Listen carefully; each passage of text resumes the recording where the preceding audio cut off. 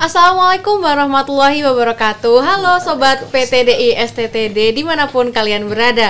Kali ini episode perdana banget dari Pojok Safety. Nah, namanya aja Pojok Safety, berarti kita akan mengulas tentang safety atau keselamatan. Dan tentunya dengan narasumber yang terpercaya dan narasumber yang sudah ahli-ahli banget di bidang keselamatan. Please welcome untuk yang pertama Bunda kita semua, Bunda Ibu Dr. Eli Sinaga MSc. Assalamualaikum warahmatullahi wabarakatuh. Anak-anakku semuanya, senang banget ya. Saya nomor satu menyampaikan congratulations. Ya, akhirnya lahir juga. Insya Allah bermanfaat. Amin, amin. Terima kasih untuk Ibu Eli. Kemudian untuk yang kedua ada Ibu Besti Ernani yang menjadi sekretaris dari IRSP. Siap. Ya, Assalamualaikum semuanya, senang sekali, luar biasa, ini kemajuan yang luar biasa, memberi keselamatan, menyibrahkan keselamatan bagi anak muda. Selamat ya. Siap. Kemudian yang terakhir, yang paling ganteng di sini kayaknya ya Ibu, ada idola semua idola, Bapak Eko Reksadipuro, yang menjadi Direktur Training dari IRSP. Siap, itu Pak, kameranya di sebelah. Oh, sana ya. Assalamualaikum warahmatullahi wabarakatuh. Semoga bermanfaat, berbagi ilmu, ya, generasi muda menjadi generasi yang sadar akan keselamatan. Baik, kali ini di Pojok Safety utamanya kita mau membahas tentang keselamatan yang jadi targetnya itu anak muda. Iya. Siap. Kemudian kalau sebelumnya nih Bu Eli, sebelum kita ngomongin keselamatan, boleh nggak sedikit cerita nih, kenapa sih Bu Eli kan sudah ibaratnya posisinya itu sudah sangat tinggi, tapi masih mau merendah, mengajarkan kami ini loh keselamatan, ayo diingetin terus seperti itu. Nah, motivasinya yang kuat itu sebetulnya kenapa sih Bu Eli? Kita juga pengen nih punya motivasi yang sekuat Ibu Eli. Terima kasih kalau anak muda tuh memperhatikan ya. Siap. Apa yang dilakukan oleh, saya bukan orang tua loh. Siap. Tapi duluan lahir dari kamu. Siap Ibu. Ya, jadi buat saya yang namanya perjuangan ya itu tiada henti sampai nanti Tuhan akan panggil. Siap. Gitu ya. Jadi memang dari dulu saya itu kan memang di transportasi. Ya, di Kementerian Perhubungan memang sampai 35 tahun. Siap. Ya, yang bangunkan sekolah kalian ini juga termasuk saya. Siap, gitu Ibu. ya. Gitu. Nah, jadi saya sekarang ini memang sebagai Presiden Indonesia Road Safety Partnership, ya di sini Bu Besti ada sekjennya, ada Pak Eko di sini Direktur Training ya. Ya, kami itu memang sangat aware ya bagaimana kondisi road safety di Indonesia khususnya ya, sehingga apa sih yang harus kita perbaiki. Nah, kita tahu bahwa dari data kecelakaan kita yang kurang lebih ini data kita terakhir tahun 20 sih ya, tahun 21 belum juga keluar nih Pak Polisi, ini gimana ya data kita belum dipublish juga nih. Ya, jadi yang tahun 20 kira-kira 150-an ribu kecelakaan yang terjadi di Indonesia dan almost 50% ya out of this accident ya itu melibatkan anak-anak muda 15 sampai 29 tahun. Ya, dan mostly dari kalian itu menggunakan sepeda motor. Jadi kecelakaan dengan sepeda motor itu lebih dari 80%. Ya. Waduh, ini membuat saya merinding. Ya, padahal di populasi kita yang paling gede itu kan sekarang kita dapat bonus. Siap, ya, bonus karena kalian ini Bu. anak muda itu yang porsinya paling besar. Tapi kalau anak muda kita yang porsinya besar ini tidak kita buat kuat, ya, terus mau dijadikan apa negara kita? Itu makanya salah satu kekuatan itu adalah keselamatan di jalan, karena setiap hari kita berada di jalan ya. Nah, makanya buat saya ya, ini memperjuangkan anak-anak milenial ya, dan saya memang tadi dari perhubungan sekarang mengerucut hanya pada, bukan hanya ya, lebih banyak juga ke safety-nya. Makanya saya sangat concern dan syukur alhamdulillah ya secara global ya kan juga sudah dikeluarkan ya Global Decade of Action ya tahun 20 sampai tahun 30 ya bahwa anak muda ya itu millennial engagement ya itu menjadi salah satu program ya dari Decade itu. Ya, kenapa? What is the questions? Ya, kenapa kalian menjadi sangat perlu di-engage, sangat perlu dilibatkan? Kenapa? Ya, yang pertama tadi sudah saya sampaikan, karena kecelakaan yang paling tinggi itu ada di kalian, padahal kalian itu adalah produk-produk yang ditunggu bangsa, kader-kader yang ditunggu bangsa. Jadi harus betul-betul kuat. Yang kedua, kalian itu jangan sampai menjadi korban kebijakan. Karena yang membuat kebijakan, saya dulu bikin kebijakan dulu kan. Nah, terus kalian jadi korban, terus kalian nggak ikut-ikutan. Nah, oleh sebab itu, zaman sekarang anak-anak milenial ini adalah anak jago-jago, makanya kalian diajak ke sini ya supaya sama-sama kita berjuang antara yang lebih tua dengan yang muda, kita sama-sama bersatu untuk meningkatkan khususnya road safety di Indonesia. Tepuk tangan untuk Presiden IRSP. Berarti intinya adalah kolaborasi dan gimana caranya melibatkan anak muda untuk menyelamatkan anak muda, begitu ya Bun? Betul banget. Oke. Selanjutnya, nah dari anak muda, berarti gimana ya caranya melibatkan anak muda biar yang tadinya mungkin apatis, tidak peduli, malah mungkin nggak sadar kalau dia jadi korban selama ini. Akhirnya mungkin ada Bu Besti selaku sekretaris IRSP dan juga akhirnya tercetus juga nih antara Bu Besti sama Bu Eli. Udah yuk kita bikin IRSP aja, itu gimana tuh Bu ceritanya? Bisa di-spill sedikit sekali, ya. Itu mulai tahun 90. Jadi beberapa negara dibentuk dulu namanya Global Road Safety Partnership Indonesia ya. Dibentuk oleh Genève. Hanya Indonesia sendiri yang dibentuk oleh kita sendiri. Jadi itu zamannya almarhum Pak Giri, namanya ada di auditorium ya. Siap. Pak Giri Susino yang pertama itu mengumpulkan semua kementerian, semua yang swasta, pemerintah, mengumpulkan, ayo kita bikin sama-sama untuk Indonesia nih. Jadi waktu itu dikumpulkanlah dari Kementerian Kesehatan, Kepolisian, KPU, kemudian swastanya juga ada, universitas juga ada, bikin deklarasi bersama, itu tahun 96 ya, deklarasi bersama. Dan lahir, disaksikan oleh Andre Donning itu dari Genève, dia terbang Indonesia dan dia melihat sendiri bahwa Indonesia sebenarnya luar biasa tuh, kita berdiri dengan kemaunya kita tidak didikte. Jadi gagah kok Indonesia. Akhirnya berdiri, kemudian belum tahu nih bentuknya apa, jalan terus ya. Karena segala bentuk legalisasi itu kan pasti ada konsekuensinya. Akhirnya dipilih bentuknya yayasan. Kemudian dari Genève datang ke Indonesia dan dia MOU dengan kita. Kemudian diminta setiap negara itu memberi nama kepada negaranya masing-masing di yayasannya. Jadi Indonesia Road Safety Partnership ya, diganti. Jadi semua negara pakai nama-namanya sendiri. Itu jadi kita tuh lahir dari maunya kita, bukan didikte oleh Genève, tapi kita punya hubungan dengan Genève. Itu gagahnya Indonesia. Keren banget. Ya. Keren sekali. Jadi ketua pertama Pak Giri, ketua keduanya Pak Iskandar Abu Bakar, dirjen kita, dan ketiga Ibu Eli. Ibu Eli, bunda kita. Iya. Selalu ada Bu Eli ternyata rasa-rasanya, karena memang Bu Eli ini kiprahnya dari dulu sampai sekarang tidak pernah mati, tidak pernah padam semangatnya. Insya Allah. Luar biasa. Tadi sudah dijelaskan bahwa sejarahnya IRSP ini sebetulnya panjang, tapi tujuan utamanya adalah untuk keselamatan, utamanya keselamatan jalan untuk anak muda. Lagi-lagi anak muda yang kita bahas ya, Ibu. Jadi sebetulnya seberapa important sih anak muda, seberapa penting perannya anak muda sampai harus didekati, sampai harus dibikinlah Ina Yours kemarin. Mohon izin Ibu. Ya, jadi anak muda di Indonesia itu posisinya ada yang sejak muda sudah jadi kepala keluarga, ada kan, jadi pemberi nafkah. Kemudian dia juga masa depan kita.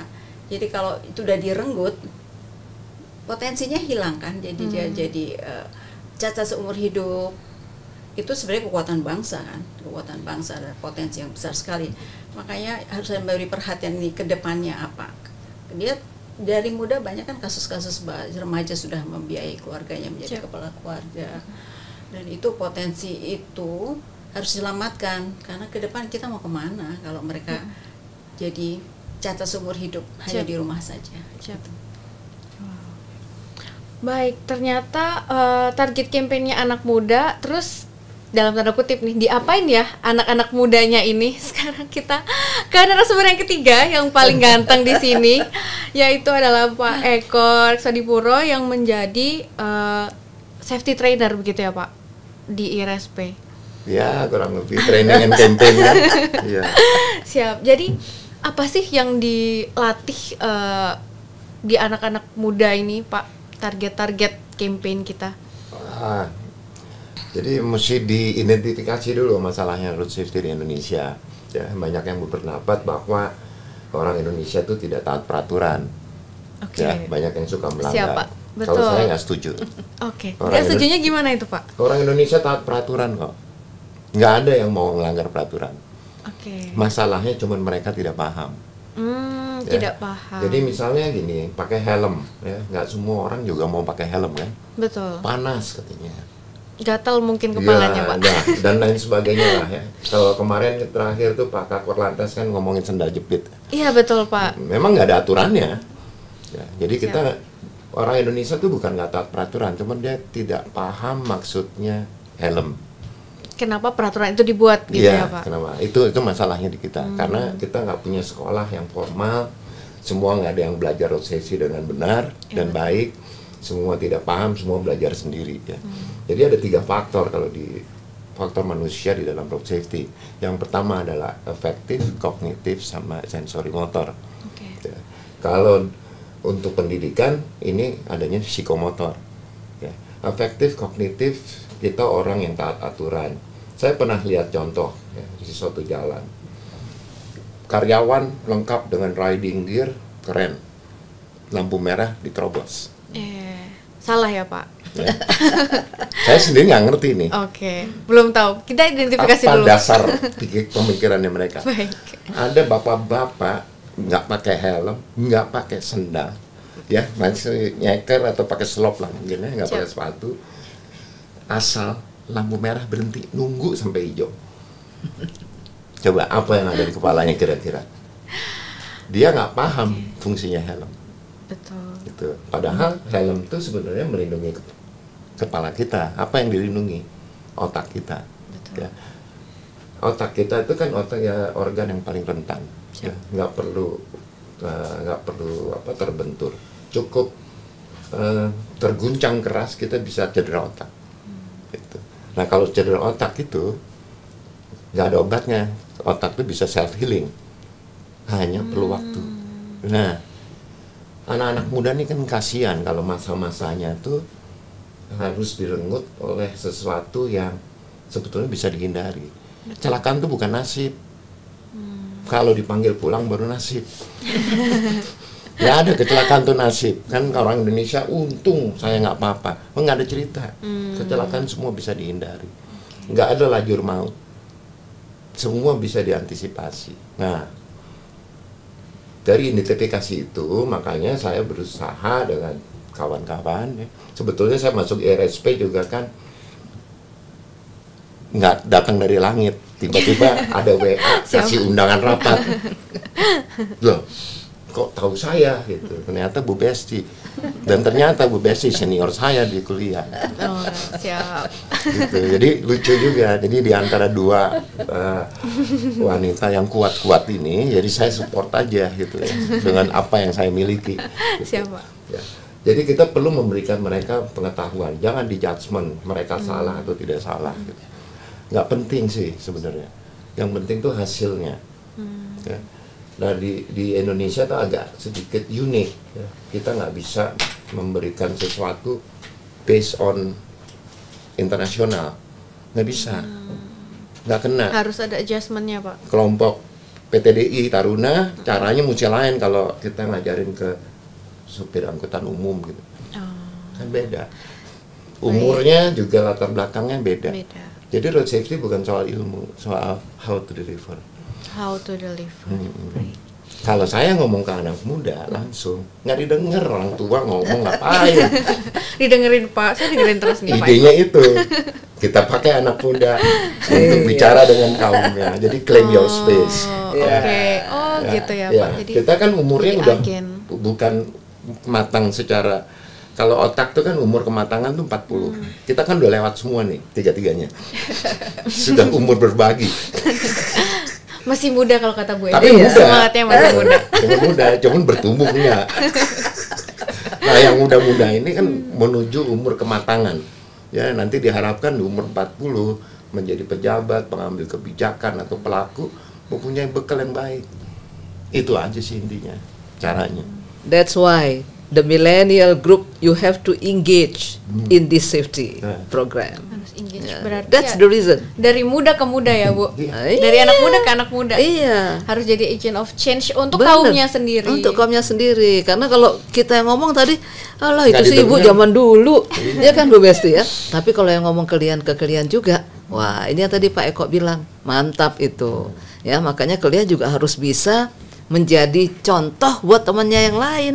Apalagi yang udah pada pangkat, yang gagah perkasa begini ya. Siap, Wah Bu. benar-benar harus jadi contoh. Harus jadi contoh. Siap, Ibu. Kemudian nih Pak Eko, Ya. tantangannya safety training terutama untuk anak muda yang biasanya itu urakan, tidak suka mendengarkan, Oh. tetap pengennya ngebut, pengennya cepet-cepet, itu gimana itu Pak Eko? Pengalaman saya ya, mungkin belum lama sih, saya baru 20 tahun training kan. Siap, sudah sangat lama itu Pak. Itu Enggak saya lama. 21 tahun Pak. Oh, iya. Nggak ada susahnya ngajar anak muda. Yang susah tuh ngajar orang tua. Oh, lebih susah ngajar orang tua ternyata Bu Eli. Iya. Sudah Bu blocking. Besti. Kalau gelas sudah penuh. Kalau anak muda tuh masih lebih mudah. Ya. Cuman kita mesti tahu approach-nya, ngomongnya mesti cara anak muda. Gitu. Kita nggak boleh formal, mesti informal, mesti logical thinking.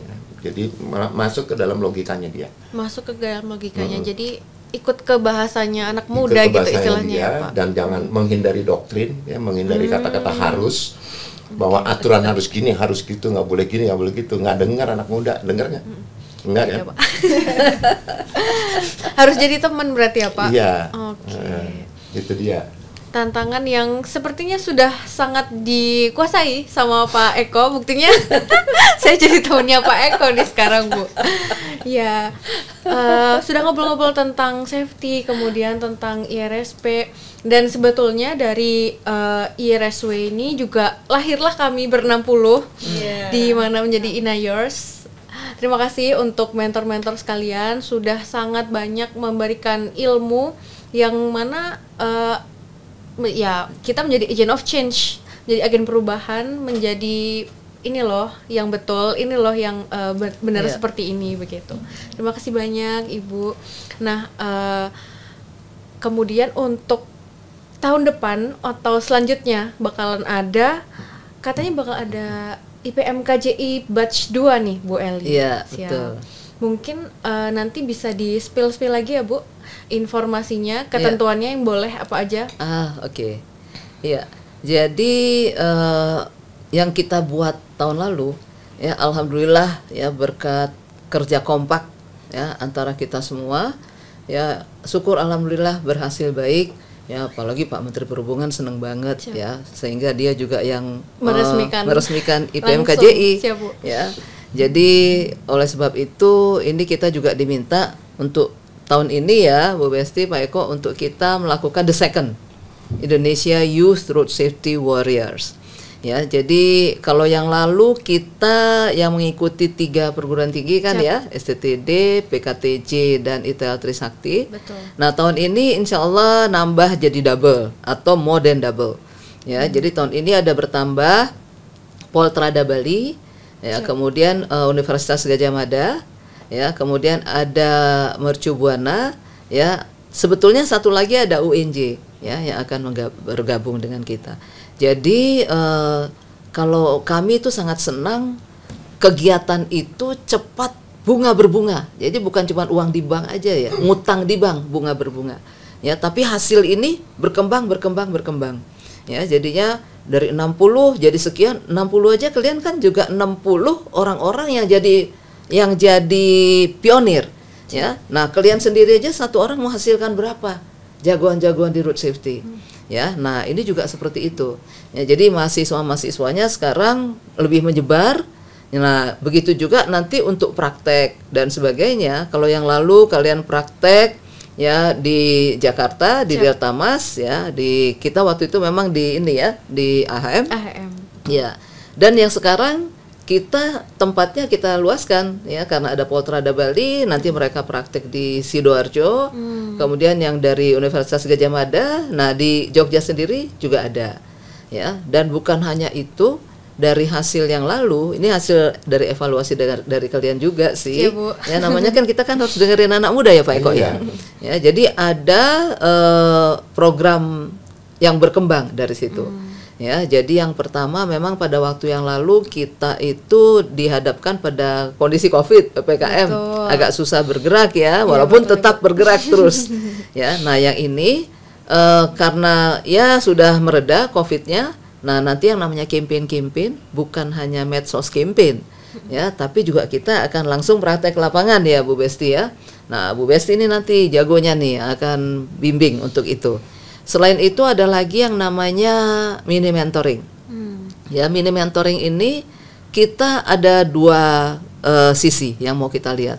Yang pertama kita akan lihat perusahaan-perusahaan ya, bagaimana program mereka yang memprioritaskan safety. Ya, jadi ada banyak perusahaan nanti yang akan dikunjungi, kemudian nanti akan dilihat ya, wah perusahaan ini gimana sih ya ngelola road safety-nya.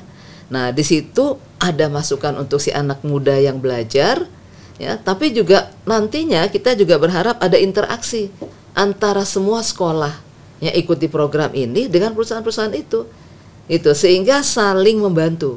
Ya, misalnya kita dari Kementerian Perhubungan kan, sekolah-sekolahnya, ya kita tahu masalah transportasi. Nah, mereka mungkin kita bisa memberikan advice ya, saran-saran ke mereka.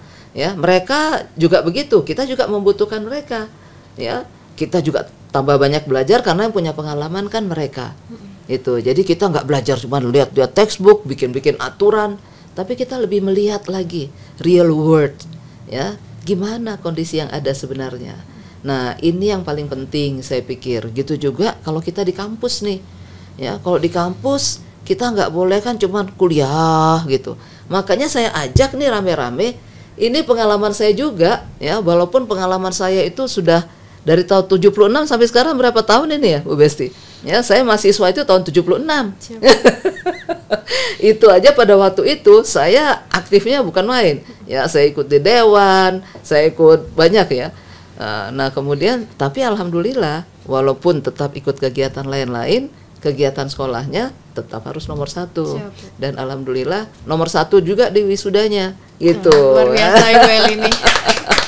Jadi itu, you are what you frequently doing. Please do the good things, ya. Then you gonna be a good person. Ya. Be a good person ya Bu Eli. Itu kuncinya. Pesan dari Bu Eli. Baik. Terima kasih kepada narasumber, ada Bu Eli, Bu Besti, dan Pak Eko sudah berkenan hadir di Pojok Safety kali ini. Semoga nanti akan ada Pojok Safety part 2, part 3, dan selanjutnya bakalan terus ngomongin safety, nggak akan bosan ya Bu Eli? Iya, harus terus. Nah, Gen Z ini sering dianggap sebagai generasi strawberry alias lembek. Kayaknya kelihatannya bagus, tapi sebenarnya lembek. Nah, menurut kami nih dari Inayors, ini adalah salah satu momen untuk membuktikan bahwa Gen Z itu kuat kok. Gen Z itu punya andil yang besar untuk menyelamatkan minimal generasinya sendiri, apalagi untuk dunia. Jadi kami memanggil semua generasi muda, terutama yang sudah disebutkan sama Bu Eli tadi. Kita tunggu pengabdiannya, kita tunggu andilnya di Inayors Batch 2 nanti. See you next there.